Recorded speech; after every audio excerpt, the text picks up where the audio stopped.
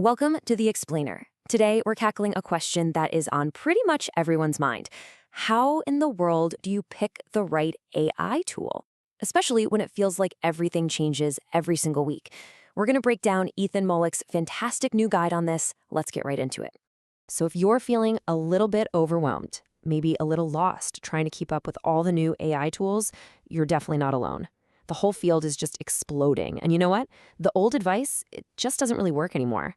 That simple question, which AI should I use, has gotten really complicated.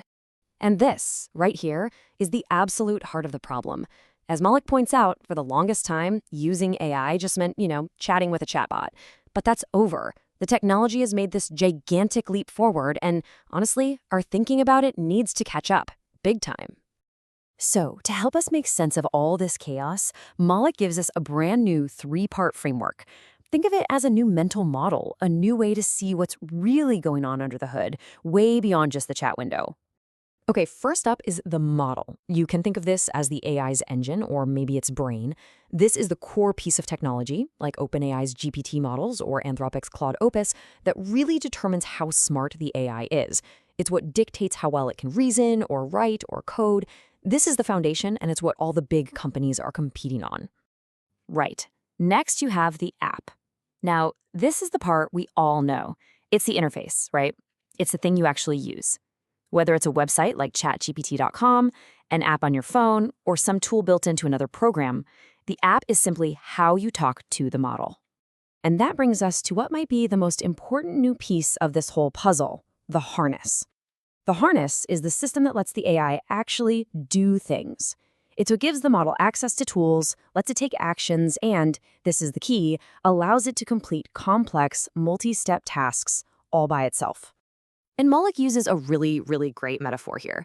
He says to think of the AI model like a powerful horse. It's just full of raw, untamed potential. But, a horse without a harness can't really do much useful work. The harness is what connects all that power to a cart or a plow, letting it do actual productive stuff. And check this out. This slide shows you exactly how much that harness matters. Mollick asked the very same model, Claude 3 Opus, the same question, but in 3 different harnesses. With no harness at all, the information was totally out of date. In the regular Claude app, it was better. But in a more powerful harness, like a tool called Cowork, it produced this sophisticated, beautifully formatted analysis. It's the same brain, but getting wildly different results.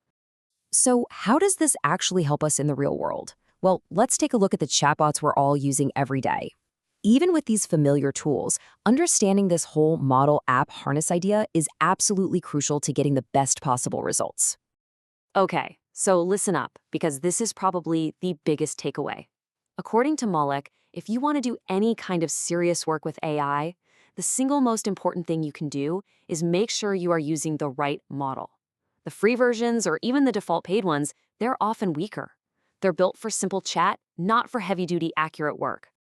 And, the AI companies don't always make this super obvious. When you pay for a subscription, you often have to go in and manually select the most powerful model. So for ChatGPT, you want to make sure you're using their latest and greatest version, like GPT 5.2 Thinking Extended. For Google's Gemini, you have to pick Gemini 3 Pro. And for Anthropic's Claude, you need to select Opus 4.6. The bottom line is, don't let the AI choose for you. You need to take control. Here's another perfect example of why that harness is such a big deal. When asked to create a comparison spreadsheet and a PowerPoint, both ChatGPT and Claude can do it. Why? Because their harnesses give them the tools to create those files. But Gemini, even though it has a model that's just as powerful, it can't do it right now because its website harness is just less capable. It really proves that the app and the harness are just as important as the model itself. And all of this leads us to the next massive shift in AI. We're moving out of an era of chatbots that just say things, and we're entering a world of AI agents that can actually do things. This is what people are calling the Agentic Era. So while the main chatbots are getting better, the most amazing, cutting-edge work is happening in these new specialized apps. What they do is take the same powerful models we've been talking about, but they wrap them in these incredibly powerful harnesses, unlocking abilities that are just, they're brand new. You have to hear the story from Mollick. It's incredible. He had this fun idea to turn the original GPT-1 model into a series of books. So he gave this task to an AI agent. And over the next hour, the AI designed and formatted 80, that's 80, volumes. It created cover art. It built a beautiful website with animations, hooked it all up to a payment system and a print-on-demand service, and then it just launched it. He never touched a single line of code. Now that is an AI agent at work. So how do these things actually work? It's it's surprisingly simple, actually. First, you just describe what you want the final outcome to be, something like organize all my expense reports. Then the AI comes up with a step-by-step plan to get there. And finally, it just executes the plan, using the tools on your computer to get the job done. And there's this whole growing ecosystem of these agentic tools popping up. You've got plugins like Claude for Excel that basically act like a junior analyst living inside your documents. There's Google's Notebook LM, which is incredible for taking a bunch of research and turning it into something you can actually use. And then there are these wild open source projects like OpenClaw, which try to be a 24/7 personal assistant. Though Mollick is quick to warn, that one's a pretty big security risk right now. Okay, I know that was a ton of information, but really the most important part is what you actually do with it. So let's talk about your next move. Let's talk about how you can actually get started with this stuff today. Mollick lays out some really clear advice here. If you're just getting started, his advice is simple. Pick one system, ChatGPT, Claude, or Gemini, and pay the $20. Then always select the most advanced model. The key is to start using it for real work, not just for fun. Now, if you're already pretty comfortable with AI, it's time to start trying these specialized apps. Notebook LM is a fantastic free one to start with. And then you need to shift your whole mindset. You're not prompting an AI anymore, you are managing it to get a task done. So if you take one thing away from all of this, let it be this. The single most important change happening in AI right now isn't just a slightly smarter model.